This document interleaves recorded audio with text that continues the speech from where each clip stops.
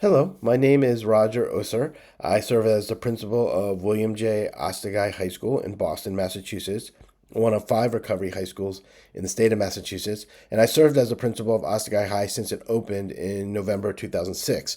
I'm here today in my role as a member of the board of the Association of Recovery Schools to complete my presentation of a series of videos focused on supporting individuals and organizations exploring the possibility of developing and operating a recovery high school. In the first video in the series, we took a look at the overall model, the Recovery High School model. We talked about the deliverables and guidelines that you would want to have in place to start a Recovery High School. And very importantly, we made an introduction to the four domains: school organization, community, recovery, and education. In the second video, we took a deeper dive and look at the first two domains, school organization and community. And today we're going to finish this video series by looking at the final two domains, recovery and education. And once again, we will share some best practices related to these two domains.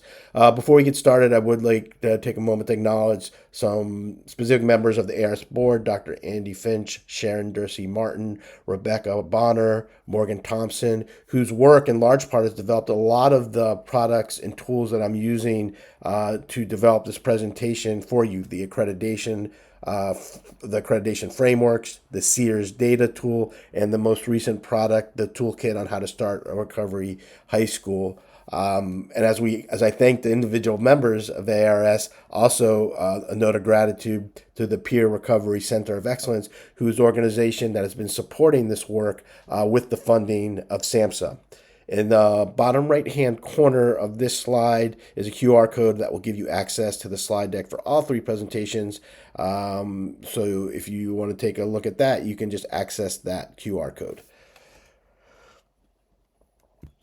As we start our examination of the recovery domain, let's take a moment to connect again with a best practice we highlighted in our initial videos, is which planning team should be guided by the ARS accreditation framework from the outset. So for the recovery, like for all the domains, you have within that domain, you have 6 standards, 3.1 through 3.6. In the case of recovery, within those standards, you have 6 indicators, and we'll highlight some of the high leverage indicators in our discussion today. But that's the lens that we've been using to examine all 4 domains, and we'll continue to do so with our discussion of recovery and education.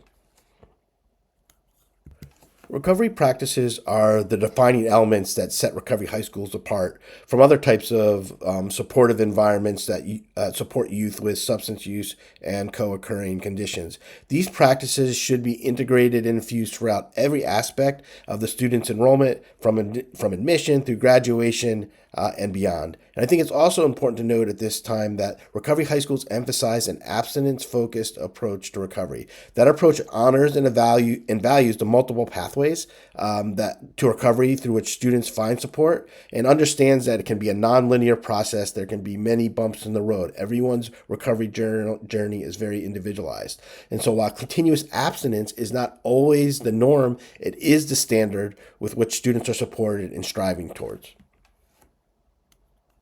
Now that we've set the table, let's take a look at Standard 3.1.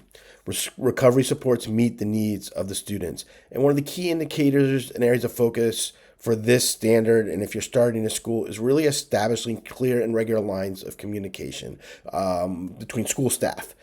This is extremely important, and you're going to pay a lot of attention to this in your planning and implementation stages. At Ostagai, it's been very challenging over the 18 years to find the sweet spot in communication. On one side, there's been times where staff has indicated, well, we're not getting enough information about their school and recovery background when they start school, and about their performance once they're enrolled.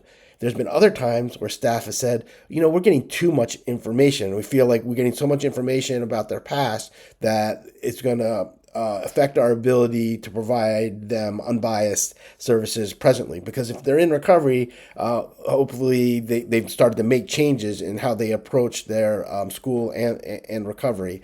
And so you have to really wrestle with that piece about making sure that you're providing the right amount of information, and that it's clear, and that this communication is done regularly. Students believe that the current recovery support practices are meeting their needs. Once again, the importance of the student being at the center of the process.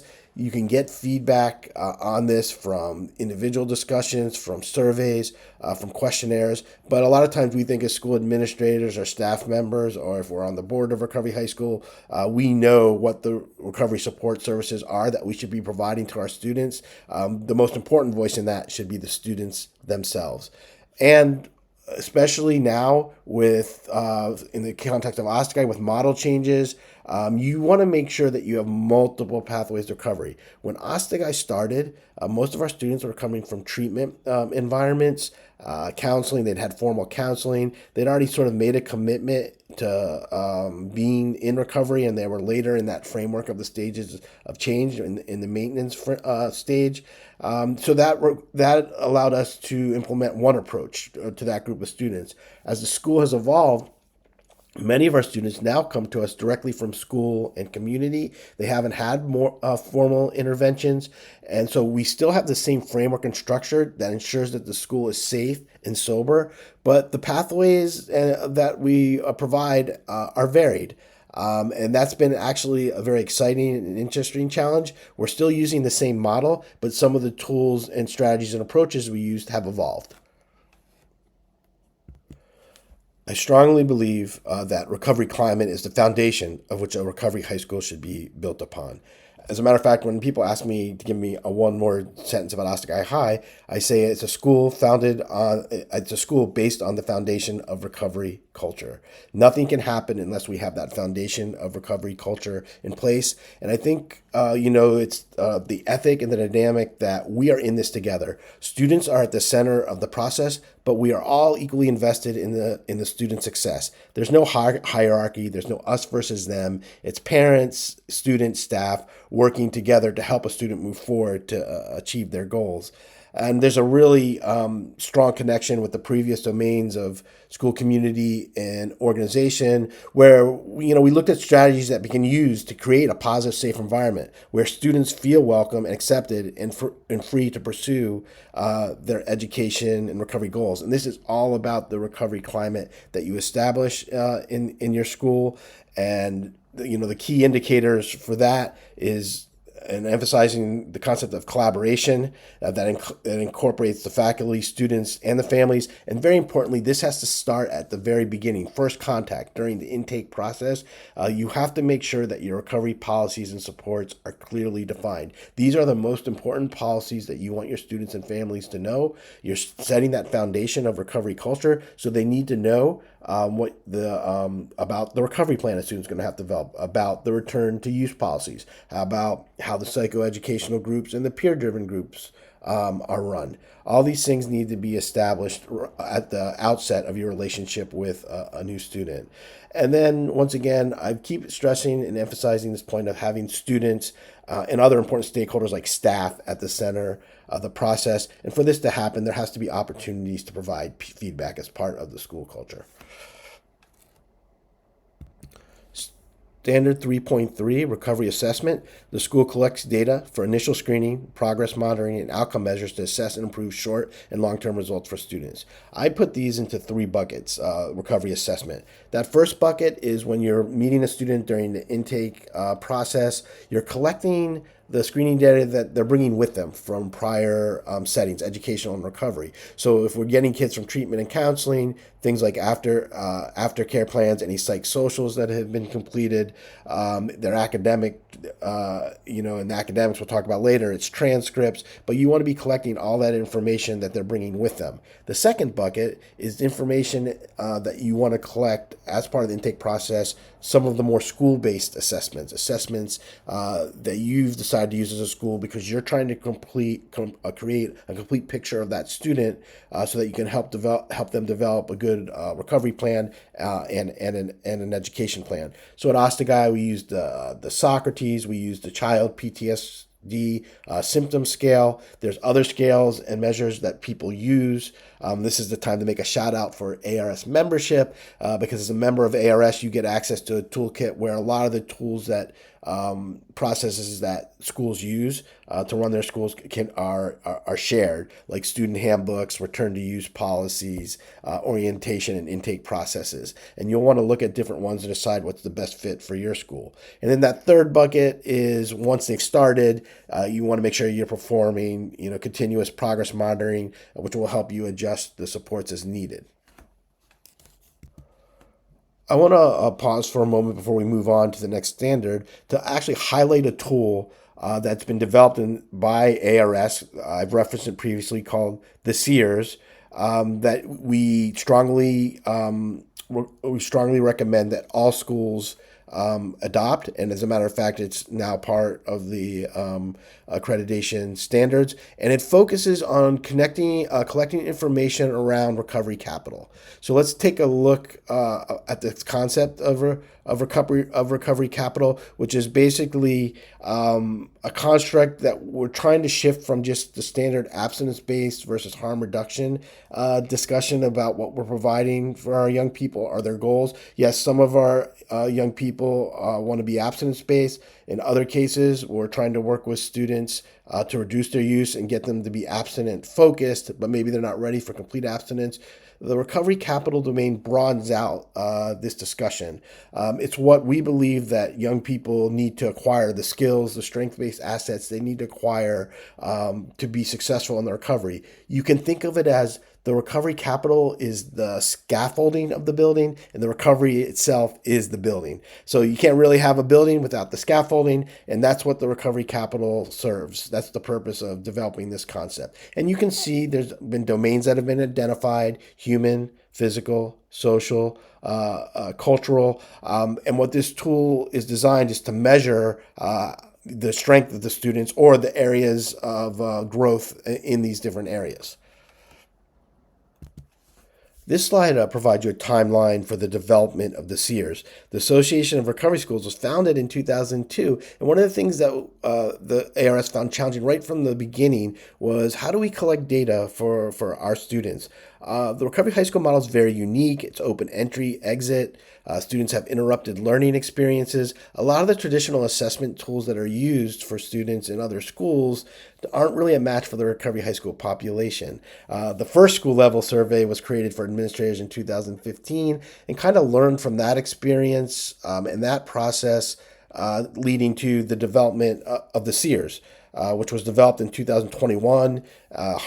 Sharon Dorsey Martin, the principal of Harmony Academy, has been a leader in this, along with Dr. Andy Finch at Vanderbilt University. We piloted it for the first time in 2022. There's been revisions and updates, and now there's an implementation guide. So I'm saying, hey, we really want you to adopt this tool, but know that there are tools, there are guides, there's support available to you to make sure that you can familiarize yourself with this tool and feel comfortable using it. Here you can see what does the SEERS actually measure.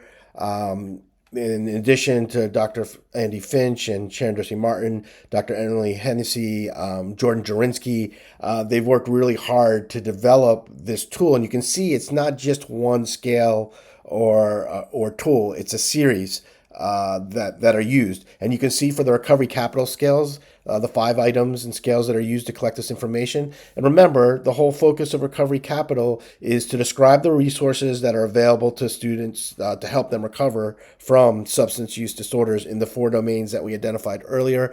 And what's great about the SEERS is you don't just get information on recovery capital. There's additional scales that are used. It's a kind of a holistic tool that gives you an overall picture of the students' social emotional well-being and health and wellness, not just related to their substance misuse or just the recovery capital. And you also, which is also great, whenever you're using evaluation tools, you want to get that descriptive information, the demographics, substance use, school enrollment, drugs of choice, legal involvement. All that information is really helpful for you for your own individual continuous improvement process, as well as collecting information for the association as a whole. As we shift to a standard 3.4, we focus on one of the most important stakeholders in Recovery High School, which is the staff. And one of the things that's really important to help develop, support, and maintain your staff is your staff evaluation and professional development process. At the baseline, you want to make sure that your staff members are appropriately licensed and certified in their respective fields. You want to be doing a really authentic evaluation process, which as part of that process, staff are receiving feedback on their performance. Once again, that concept of feedback throughout all aspects of Recovery High School, from students, from parents, and from staff. That's how we grow. That's how we improve through reflection. And then, very importantly, professional development is something that I think all schools focus on. But in a recovery high school, it takes on an even more, I think, important aspect of the model. From the recovery perspective, you want to make sure that all of the recovery and therapeutic staff are getting training on a regular basis on things that are going to help develop school community, mental health, therapeutic practices, cultural competence, adolescent development. So recovery high schools, even though our populations are smaller, the complexity of our students is greater than the traditional schools. And so that requires us to make sure we're receiving professional development in a wide array of areas, which I think is fun. But it's not just about something it's interesting to learn and to stay current. It's absolutely necessary for the safety and good operation, strong operation of the school. Standard 3.5 recovery plans. Recovery plans provide students with a roadmap for success in the recovery process. It identifies their self-defined goals across a variety of domains and identifies the supports both within, but even more importantly, outside of the recovery high school that will enable them to achieve their goals. It's one of the pieces and aspects of recovery high school that's unique, that's different than other schools, and that makes the recovery high schools special. And when we're looking at these key indicators, once again, really important that the student is at the center of the process.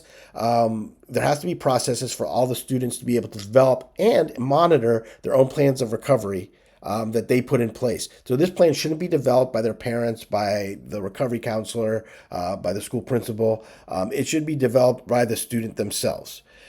Peer support and psychoeducational groups occur on a regular basis. Another aspect that makes recovery high schools unique, when you have your recovery plan, it's identifying your goals, but then what are the tools, where are the spaces that a young person has inside and outside of the school to work on that plan? So inside the school, one of the most important pieces is those peer support and psychoeducational groups. And an important aspect of every recovery plan is you have to pay attention to and have policies in place if there's a recurrence of use. I said if, because ideally a young person, if they make the commitment to be sober, that they and they come to you in that place, that they maintain that sobriety. But as we know, any person in early recovery, especially young people in early recovery, it's challenging. Recurrence of use should not be something that should be shied away from. We should not be scared of it. There shouldn't be stigma. It can be and needs to be a natural, normal part of the process. But for it to be safe, you have to have policies in place about how you work with a young person and their family when this occurs, not just for that individual, but for the safety of the community. The last standard in the recovery domain, recovery transition. The school has processes in place to help students maintain their recovery as they transition smoothly from recovery high school. And there can be many reasons for transitions. The one that we all celebrate and focus on a lot of times is graduation, which is awesome. But we're an open entry exit model. So you have students coming in and transitioning out for different reasons at different times. A lot of times, if a student's coming to you, especially if they're younger, the goal is for them to stabilize. And many times their goal is to return to their old school environment in a better place. But nonetheless, that's their goal. There's other different varying reasons for transition. So regardless of the reason of the transition, it's really important that the school works with the student to design a transition plan that identifies their recovery supports once they leave the recovery high school environment. And I think this is pretty clear that the transition plan is not really separate from the recovery plan. It's a logical extension part of your recovery plan and should be incorporated into that document. And another thing that makes our recovery high school special, and I feel like in the recovery section of this discussion, I've used the word special a lot. And I think this, what we do to support, to create recovery communities and support the individual recovery of our students is really unique and special. And one of those components is maintaining contact with students, whether they be graduates or students or past students who still stay connected with the school, even if they haven't graduated.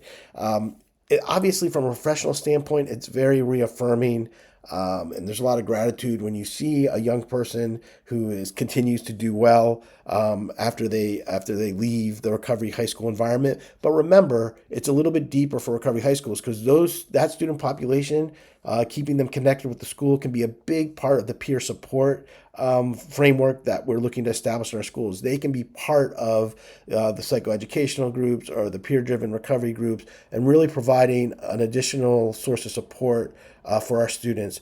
Remember, substance misuse can be something that can be very isolating, very stigmatizing. The more things we can do to create community for our young people and for them to understand that, struggling with substance misuse is something that doesn't have to continue to follow you negatively through your high school career and after, that there's other people who've been in the same situation with you who can share their hope and strength and experiences about how they managed it, and that can be really helpful for the young people who are currently enrolled in your school as they embark on their journey.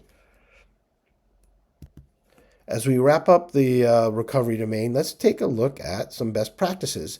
And similar to when really promoted in this domain, the SEERS as a data collection tool, I'm going to promote one more counseling technique as a best practice that I strongly encourage all schools to adopt, and that's motivational interviewing, which is a counseling theory with a basis in reflective listening developed to empower individuals to work through ambivalence towards bettering their lives in sobriety. So we talked about this concept that recovery high schools are schools based on the foundation of recovery culture, and that culture should be collaborative, it should be collegial, it should be supportive, it should be welcoming. So really a foundation basis of how to create that is how we interact with one another, how we communicate. And MI is such a great tool for that piece. We know that our young people are going to be conflicted about their sobriety. There's going to be things pulling them towards sobriety, motivating them to be sober. There's going to be other issues that pull them away from being sober. The most important piece is that they're at the center of the process. They're developing their own goals, because then if you use MI, that allows you to develop discrepancy in a productive way. Instead of the relationship being like this, we want it to be like this. And so with MI, you can develop discrepancy by helping students realize through the sharing of their own experiences how their behaviors and their actions are aligning with their goals, or in some cases not aligning with their goals if they're not meeting their goals. And so to do that, you want to be able to elicit change talk. A very important piece of that is to use open-ended questions. So instead of asking a young person, do you think your substance use is impacting you negatively, you can ask, how do you think that your substance use is impacting you negatively? You want to encourage them to be able to be reflective and to share their experiences, because this is going to help them through this process of making change. And we know that adolescents, everyone, it's like a snowflake. Everyone's different. Some of our students love to talk and are very verbal. Others are much more reticent to share their experiences. So it's not necessarily forcing a student to do something. It's just setting up the conditions, the best possible conditions that will allow a young person to be reflective and move towards change. My recovery high school t-shirt, if I had one t-shirt, would be roll with the resistance. This says students may be resistant to changing behavior. I can pretty much guarantee you, and most of you who've worked with young people know, that there's going to be resistance to change. And that's okay, especially when it comes to getting sober. Once again, we're not trying to argue with our students and tell them that their ideas are wrong. We're trying to create conversations where they're reflecting back on what they're doing, where we encourage students to reflect back. And as part of this process, it's okay to reemphasize discrepancy between about what they want to have happen for their goals and what's happening. So it's just a matter of absorbing, reflecting back, rolling with the resistance, keeping the conversation going. And a final tool to help create this framework is to summarize from time to time. It shows you're paying attention. Once again, let's keep the conversation moving. We have the advantage of working intensively with our students over a period of time. We don't have to solve all the problems and come up with the solutions in our first conversation. If we can create this framework using MI of consistent, conversation, reflective listening, moving towards change, that creates the dynamics we need for students to move forward on achieving their goal. We've ended every examination of the domains, the school, organization, community, and now recovery, with taking a look at the checklist, also interchangeable with best practices that are contained in the ARS Recovery Toolkit that I've referenced, that's posted on the Peer Recovery Center of Excellence website. And these items, as you might expect or anticipate, have already been covered as we looked at many of them, if not all of them, when we covered the 6 standards. I wanted to highlight a couple of the ones on this slide, which is the first one: connecting students and their families to resources in the local recovery community. If you remember, during the school organization and community sections, there's a big emphasis on partnerships, collaborations with the community, with various stakeholders. I think one of the most preeminent stakeholders that you want to be connecting with is your local recovery community. Very similarly to how we talked about graduates or past students coming back to be part of the school community, you want your local recovery community to be connected with the school. And I think it's self-evident that it would open up options for more supports for your students if you're connected with the people in your community involved in recovery. The other piece that I think bears a little bit of emphasis is that we talk a lot about supporting our students with substance misuse.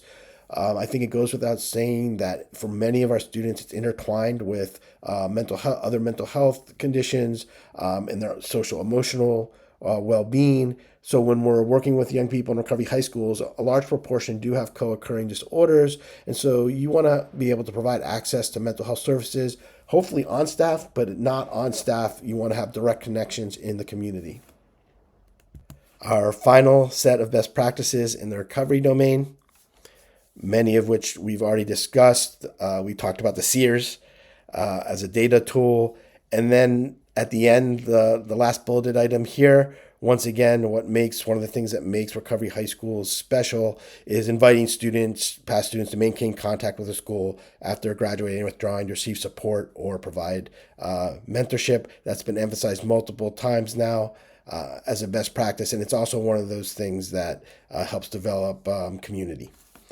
So now we've finished our examination of the recovery domain, and we are going to shift to the final domain, which is education. And once again, same format as the first 3. There's 6 standards, and these standards are aligned with the accreditation framework that we're going to use as we explore the best practices for education in recovery high schools. Recovery high schools are dedicated to providing a rigorous and inclusive educational experience that empowers students to achieve their full potential academically and personally. We want the education to be grounded in evidence-based practices, and our educational programs are designed to meet the diverse needs of our students. It all starts with being able to confer a diploma. The school has to be able to offer credits leading to a state-recognized high school diploma and offer access to all courses needed to graduate. One of the things that makes this unique, all schools have to do that, but when you look at that third indicator, the school provides appropriate remediation for students who are struggling academically or are behind on credits. This can take on a different dynamic in recovery high schools, because in recovery high schools, the reason a student might be struggling could be related to their substance misuse. So if they're struggling with substance misuse, they might be having an interrupted school experience where they need to go get more support outside of the school environment. Or even if they're in the school environment, they're struggling socially, emotionally as an adolescent with trying to balance their recovery with their community, with home, with school. So it's really important that we're able to provide students access to their curriculum in different environments if they're not able to be in the classroom for a period of time. Standard 4.2, quality curriculum and instruction. The school provides quality curriculum and classroom instruction. And you see on this slide some pretty typical education jargon that you would see for any school about a regular curriculum focused on core learning objectives, teacher providing quality classroom lessons, appropriate pacing and rigor. That's all education speak for those teachers out there, and that's my background is as a teacher. But let's take a closer look at that third indicator. Classroom lessons are differentiated according to students' learning styles and need. Once again, differentiation is one of those common educational terms used where within any class you have students who have different levels of learning or ability, and you have to adjust your lessons accordingly so that you can deliver the curriculum to the entire class effectively. That takes on a little bit of a different lens in Recovery High School because of our open entry exit model. You could have a 15-person class. You could have students like in Ostagai, you could have students coming to you from 15 different schools at multiple different times of the year. So they're at different levels in different places in their classes. In addition to obviously every student is at their own academic level. So differentiation takes on a much more central part of the role of a teacher in a Recovery High School. That little puzzle, you're putting all the pieces together in the classroom. It's not something that should be part of your planning. Differentiation has to be at the foundation of how you're running your classrooms.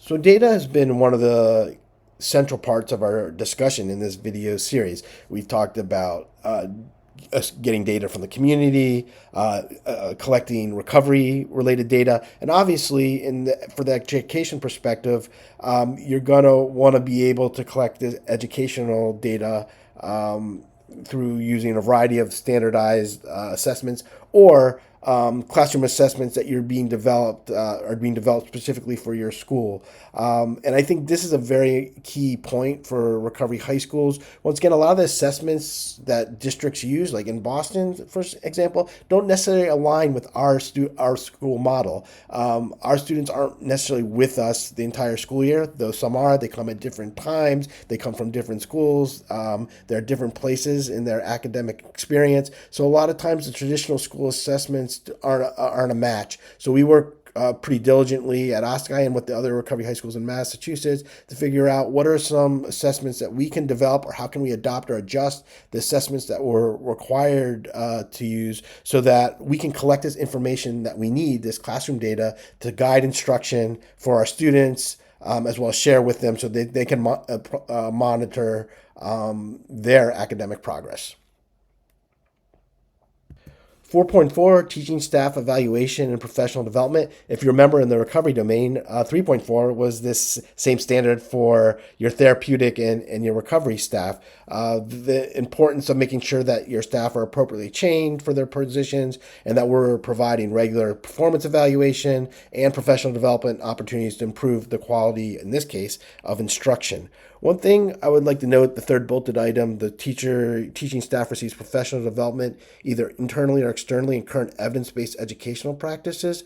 Obviously, teachers need to be focusing on developing their craft and the education piece, but let's connect back with the concept of motivational interviewing. That's a training that everyone on your team should be doing, not just your recovery therapeutic staff, but your educational and teaching staff. So that might not be something that would be normal for a teacher in a traditional school, but at a recovery high school, your teachers, I strongly believe, should be involved in the trainings on adolescent development, on mental health, on substance misuse. These might not be directly related to what they're doing to provide classroom instruction, but they are related to everyone working together to build that recovery foundation that then allows the students to focus on their academics. So for professional development, teachers at a recovery high school, just like almost every staff member at a recovery high school, probably a little more complicated and broader than in a traditional school. Standard 4.5, special education services. The school has educational and behavioral plans in place to address the spectrum of student exceptionality. This slide could be used with any school.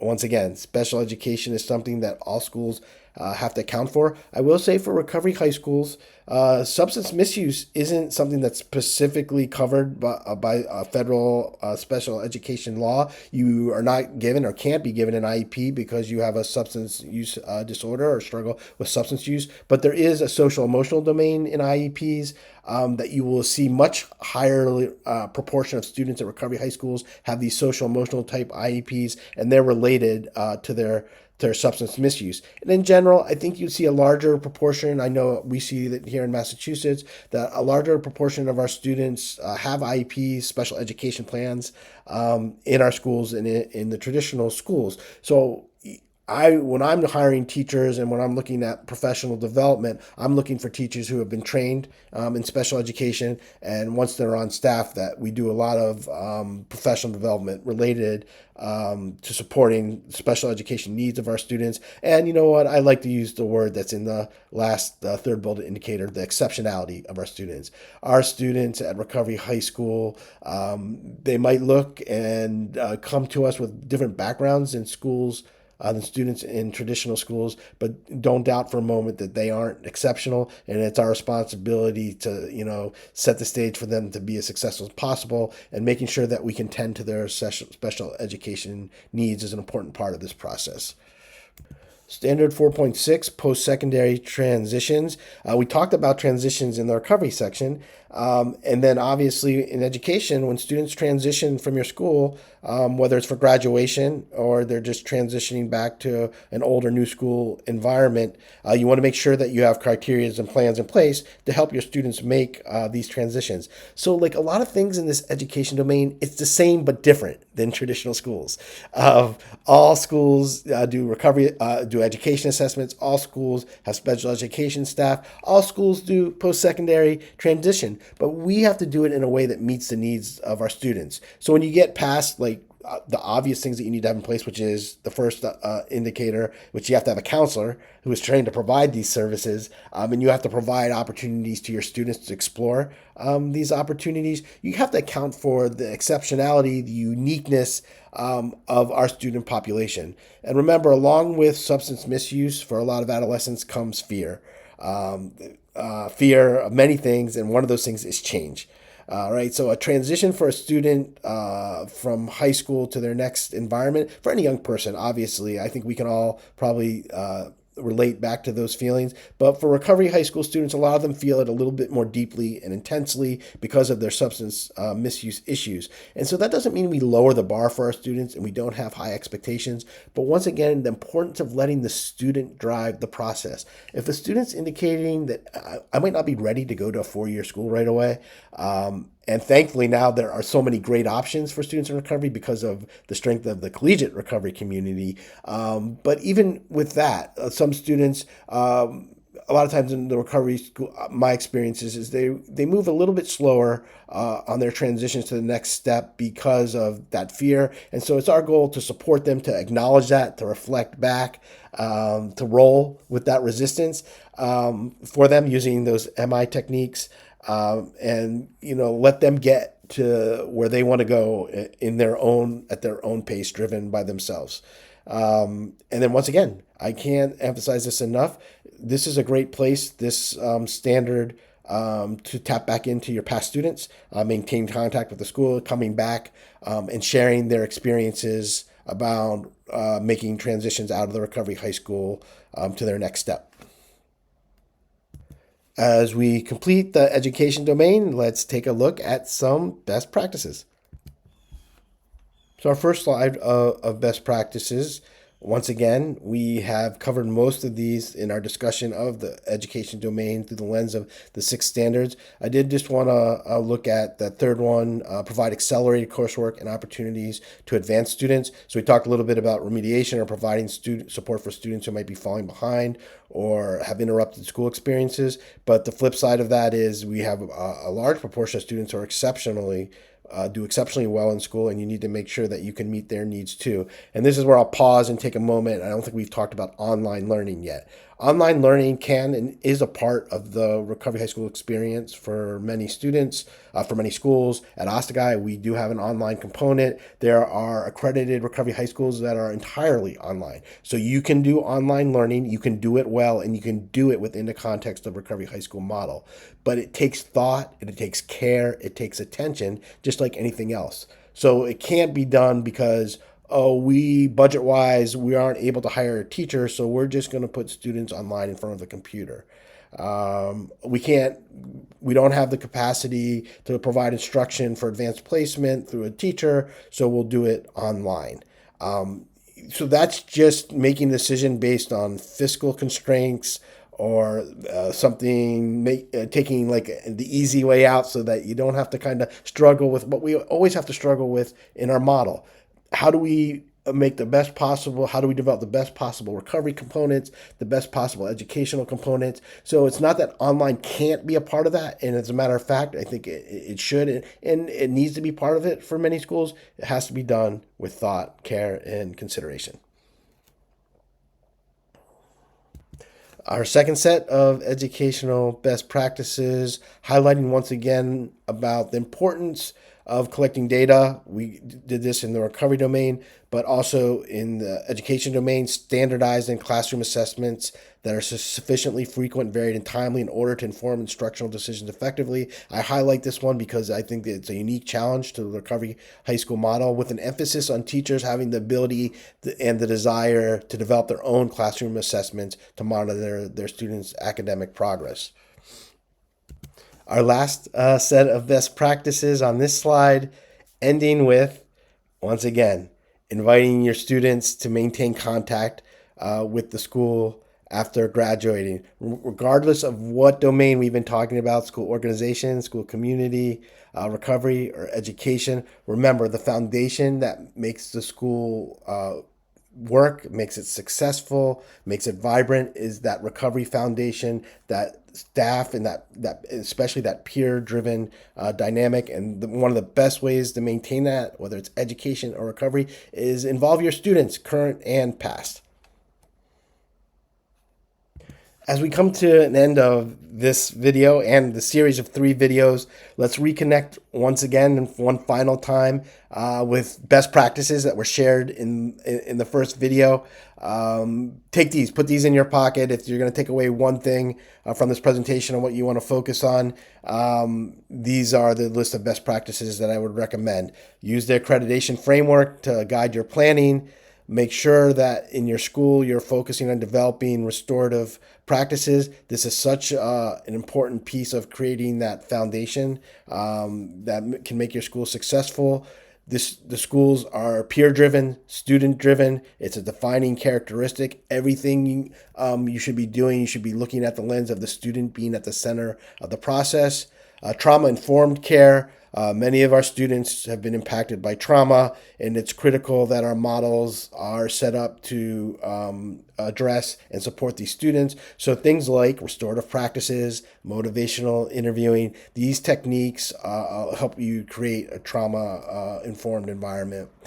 Technical assistance. This has been a form of technical assistance, maybe a more formal form. I'm strongly encourage you to reach out to members of the Association of Recovery Schools. I can guarantee you that they will support you, because that's how I got started. And I think we all believe in that dynamic of paying it forward.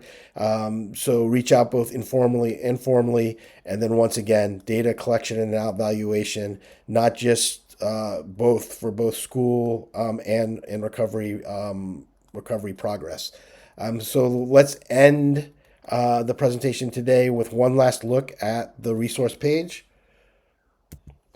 For additional support and information around Recovery High School model, especially if you're looking to start a Recovery High School, I recommend two websites. First of all, the ARS website, recoveryschools.org. On that website, you'll be able to access the North Star document that's been referenced during this presentation, learn more about ARS membership, which I've been promoting throughout this presentation because it's been such a key factor for my positive experience working with recovery high schools. It also gives you an accreditation overview. The other website is the peerrecoverynow.org website from the Peer Recovery Center of Excellence. Like, there is a ton of great resources. The first one on that list is the newest resource that's been used in this presentation, the Toolkit for Starting a Recovery High School. If you go to the product library, you can find that there. And then there's been an additional series of videos on collecting data, on accreditation, supporting adolescents in recovery, on justice, equity, diversity, and inclusion webinar series, academic practices, which relates to the education domain that we just discussed. Those all exist on the peerrecoverynow.org website. They're linked here, and the URLs are here. But if you go on that website, the product library, a lot of these are in the I think Vimeo tab. Just a lot of additional learning that you can do by checking out these resources. And then finally, things that have been talked about in previous presentations, as well as today, for example, the SEERS. If you wanted to kind of walk through that and see what a student experience is, you can use Code 99 to take a test, a survey. One of the most useful documents for you if you're trying to explain to people about recovery high schools and getting a group of people together in your community to support this concept is the Recovery High School Information Sheet developed by Dr. Andy Finch. And the Recovery High School Criteria Tool, also developed by Dr. Andy Finch, is really helpful for new schools when you're looking at your enrollment procedures and the type of students you're going to serve. Use that tool to make sure that you're staying within the parameters and frameworks of what a recovery high school is. Hopefully this series of videos, these series of 3 videos, have been helpful to you in helping to develop your interest in starting a recovery high school. If you need any more help or assistance, please email us. When I say us, Association of Recovery Schools, at info@recoveryschools.org. If after watching this video or the other videos you're wondering, is this worth it? The simple answer to that is yes. It's some of the most gratifying, important work that I've ever been involved in. And the 45 schools across the country are creating spaces that are helping young people and their families recover. And to be part of that is something that is very special. So thank you for your time. And that concludes our video series on how to start and operate a recovery high school.